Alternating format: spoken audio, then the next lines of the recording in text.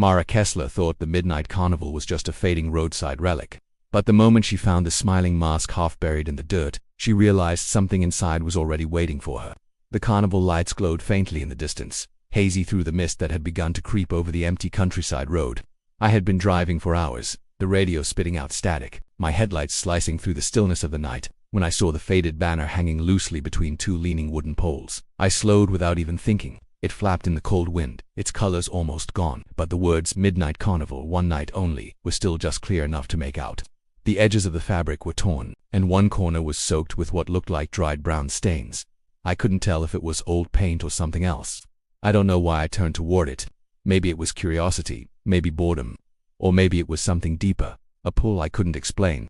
The gravel road leading to the place was rough, lined with leafless trees whose branches twisted upward like broken fingers. As I approached the lot, I noticed how empty it was, only a couple of rusted cars, their windshields cracked, their interiors rotting from years of neglect. Yet the carnival beyond them was alive, its ride swaying slightly in the wind, its lights blinking in uneven patterns. The air was thick with the smell of rust, damp wood, and something faintly sweet, like burnt sugar that had been left too long to harden. As I stepped out of the car, the ground crunched beneath my shoes, but the sound seemed muted, swallowed by the stillness around me. That S, when I saw it lying half buried in the dirt near the entrance, was a large clown mask. The colors were faded, the red mouth peeling, the painted smile stretched unnaturally wide. Its edges were frayed, and when I picked it up, the inside was wet and cold. The dampness clung to my fingers, and a faint sour smell rose from it. I turned the mask over in my hands, tracing the warped curves of its hollow eyes. Something about it felt wrong, as though it wasn't just a prop or a piece of costume but something that had been used, recently and often. My stomach tightened as I noticed faint scratches along the inside, like fingernail marks. I froze. Those weren't part of the design. The wind picked up suddenly, rattling the nearby metal gates. Somewhere deeper inside the carnival grounds, I heard the faint sound of footsteps crunching on gravel.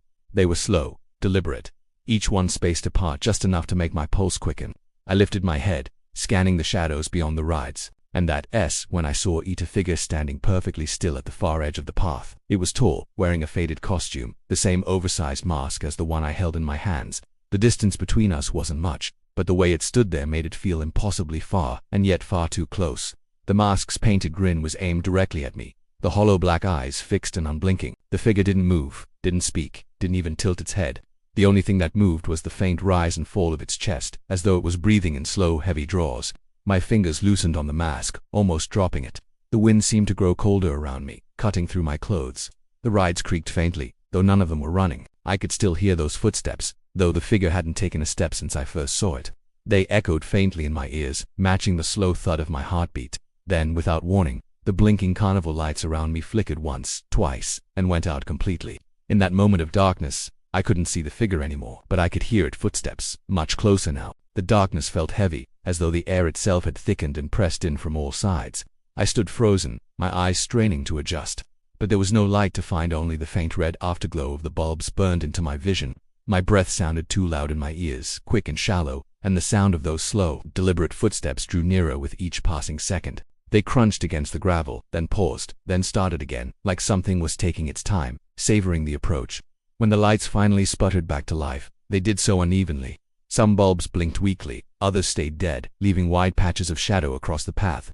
I scanned the area, my chest tightening, but the figure was gone. The space where it had been standing was empty, only the slight sway of the nearby game stall curtains hinting at movement.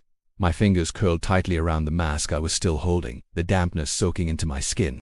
The music returned, but it was wrong now. What had been faint carnival tunes earlier was slower, warped, and broken. The notes stretched too far apart. It sounded like an old record spinning unevenly, the pitch dipping low in ways that made the hair at the back of my neck rise.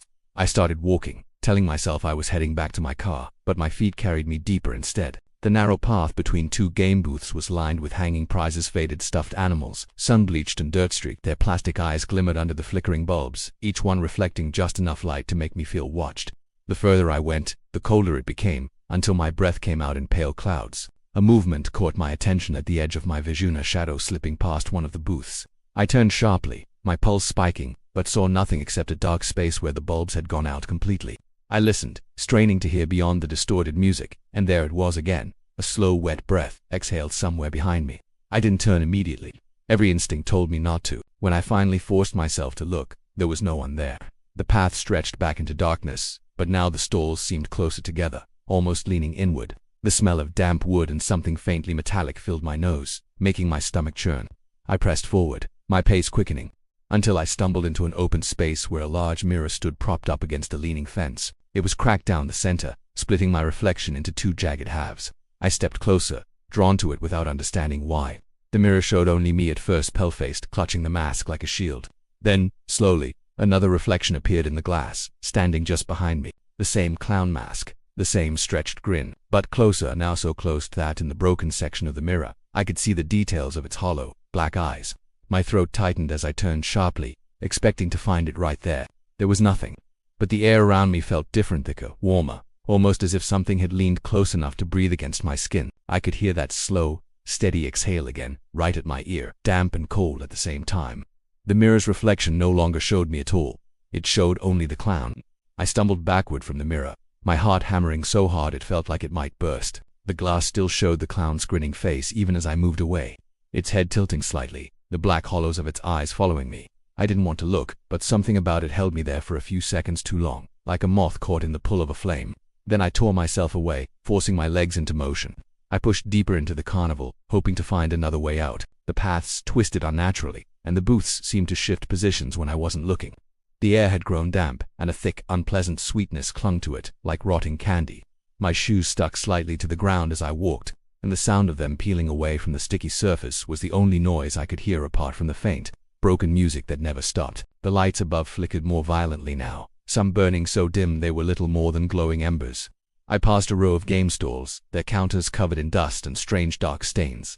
My eyes caught on a booth filled with dolls, dozens of them, dressed in bright miniature clown outfits. Their heads were tilted at unnatural angles, and the painted smiles on their faces had begun to crack, revealing darker colors beneath the chipped paint. As I walked past, I had the unsettling feeling they were all watching me. I slowed, telling myself it was my imagination. But then I saw one of the dolls' heads turning ever so slightly to follow my movement. My chest tightened, and I kept walking. But another one shifted, then another. Soon, all of them were moving, their tiny glassy eyes fixed directly on me. I stepped back, knocking over a plastic bucket on the ground, and that sound seemed to trigger something. Every doll in the booth suddenly turned its head in unison, facing me with perfect precision. I bolted forward, shoving past the next curtain-draped entrance I saw. My foot landed on something soft and slick, and when I looked down, my stomach twisted. Was another mask, smaller this time, almost child-sized. The painted mouth was smeared, and a dark, wet substance clung to the inside. I dropped it immediately, but my eyes followed the shape beneath it. The ground here wasn't solid, it was a large, painted tarp stretched tight.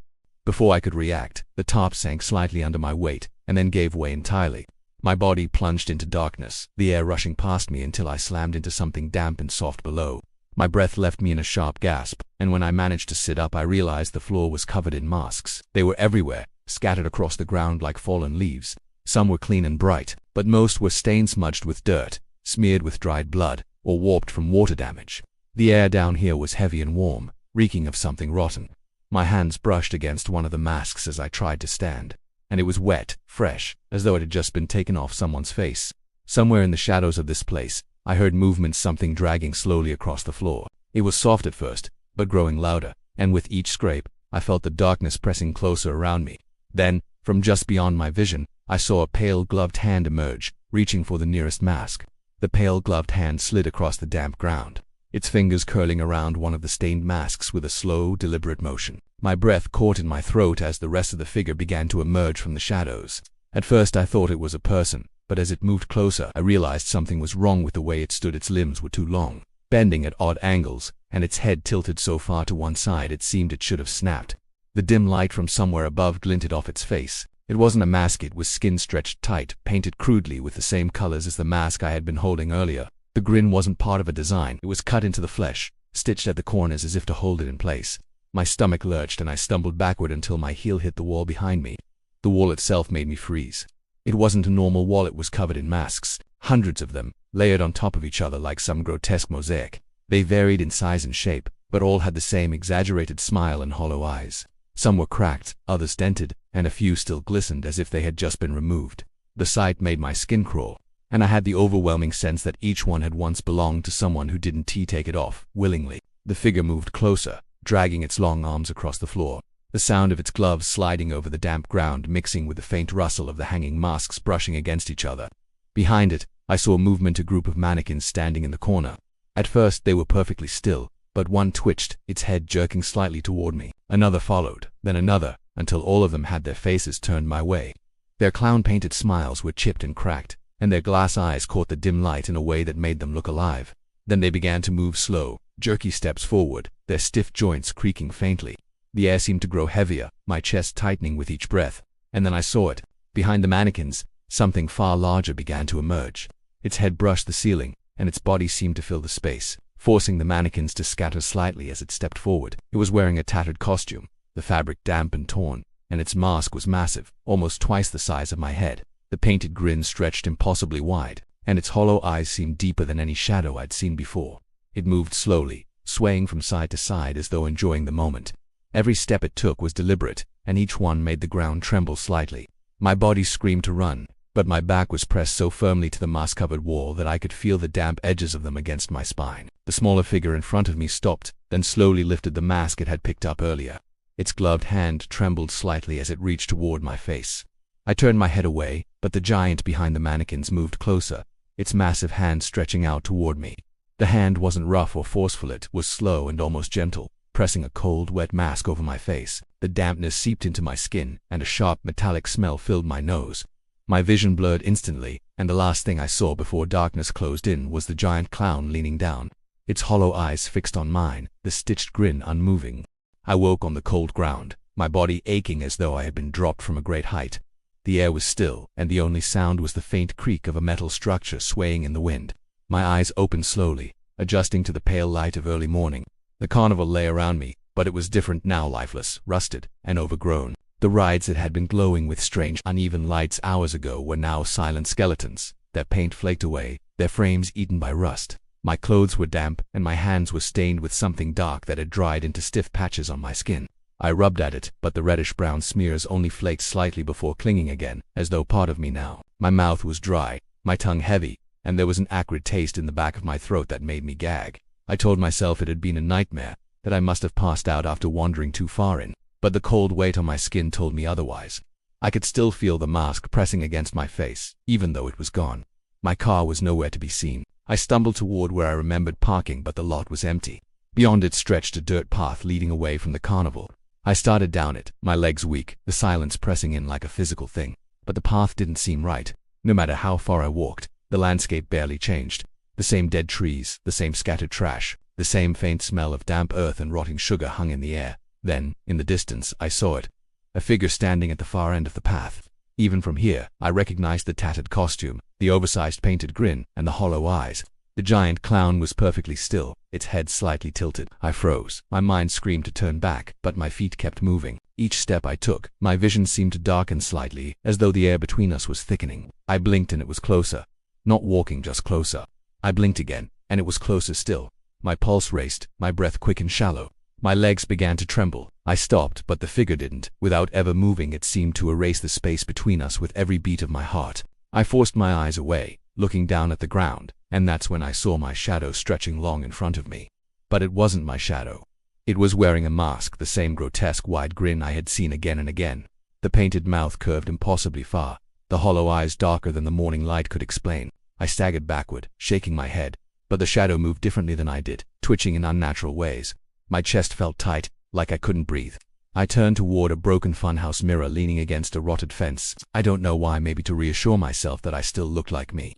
I wished I hadn't looked. The reflection staring back wasn't mine at all. It was the clown. My face was painted white, the mouth stretched into that stitched, wet grin. My eyes were black hollows, just like all the masks I had seen before. The figure in the reflection leaned forward, pressing its painted lips against the glass from the inside, fogging it with a slow, heavy breath. When I stumbled back, the carnival was gone. There was only an endless path, the giant clown now nowhere in sight, but I could still hear it breathing steadily, right behind me.